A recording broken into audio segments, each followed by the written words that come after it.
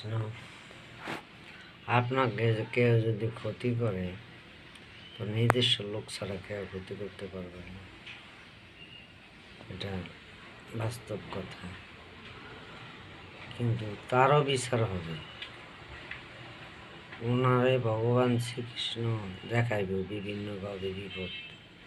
উনি যখন মানুষের ক্ষতি করে ওনারে শ্রীকৃষ্ণ ভগবান দেখাবে, প্রভু দেখাবে তুমি এই কর্মে কিছুটা পাইছি। তার অনুভূতি বিপদ আপদ লেগেই থাকবে, তার বিপদ আপদ শেষ হবে না। সৃষ্টিকর্তা কারো ছাড় দেয় না। আপনি অন্যায় করবেন, অন্যায়ের বিচার থাকবেই। তো অতএব ভালো কাজ করুন, ধর্মের প্রতি খেয়াল দিন, ঠিক আছে? মানুষের কোনো ক্ষতি করবেন না।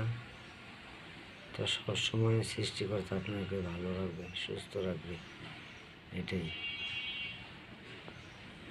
হরে কৃষ্ণ।